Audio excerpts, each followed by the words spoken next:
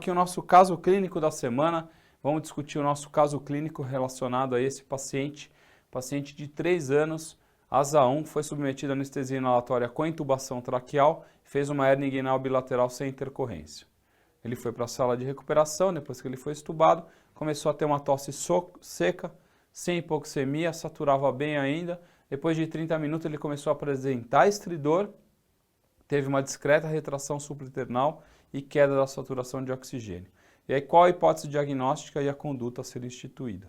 Muito bem, então esse paciente ele foi intubado, possivelmente quando a gente intuba a gente sempre tem que lembrar da possibilidade de trauma, quando a gente intuba por uma manipulação maior ou menor ou por uma própria fragilidade de mucosa.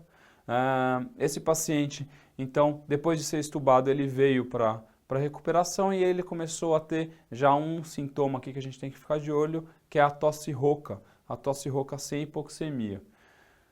Continuou tossindo e depois de 30 minutos ele acabou evoluindo para um quadro de estridor. Opa, quando aparece o quadro de estridor eu já tenho que ligar minha antena que esse paciente pode evoluir para uma obstrução total de via aérea. Então, cuidado com o estridor.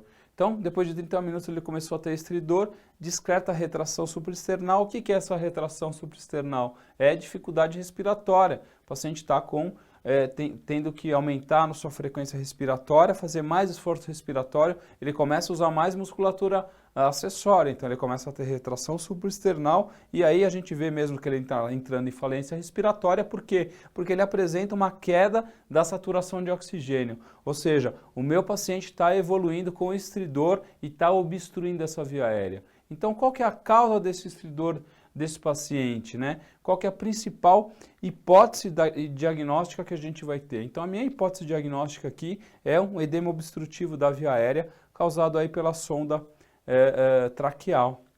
Então o que a gente sabe é que esse paciente aí tem essa alteração importante, ocorre um edema subglótico que é comum depois de 30 a 60 minutos de você estubar o paciente, e aí você começa a ter um pouquinho de tosse, modificação do timbre de voz, começar a ter estridor, taquipneia, retração de músculo e até aí a hipoxemia. Qual que é o tratamento que você faz para esse paciente? O tratamento que é efetivo é dar oxigênio junto com uma solução aí de nebulização de adrenalina racêmica. É muito interessante isso porque você acaba tendo a vasoconstrição dessa mucosa, né? Essa mucosa começa a ser enxugada, se diminui esse edema e esse paciente acaba melhorando bem, né? Essa nebulização com adrenalina, ela acaba sendo adequada. Muita gente faz junto com isso o esteroide, corticoide para diminuir esse edema também.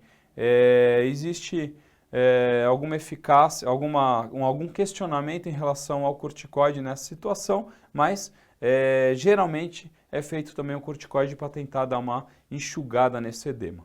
Então tá aí o nosso caso clínico da semana, o edema obstrutivo de via aérea causado por uma extubação, fato que não é infrequente no nosso dia a dia.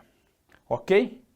Muito obrigado pela atenção de vocês e nos encontramos na semana que vem. Lembre-se que essa semana começa o simulado, tá? Então não esqueçam de fazer o simulado que já começa no sábado de manhã e aí vai até o outro domingo. Não deixem de fazer o nosso 6º simulado. Ó, nós estamos chegando já, passamos da metade, 6º simulado, 7º simulado, 8º, 9º, 10º e TSA, tá bom? Não perca o ritmo e agora nós estamos na reta final, a gente vai junto alcançar esse TSA. Muito obrigado.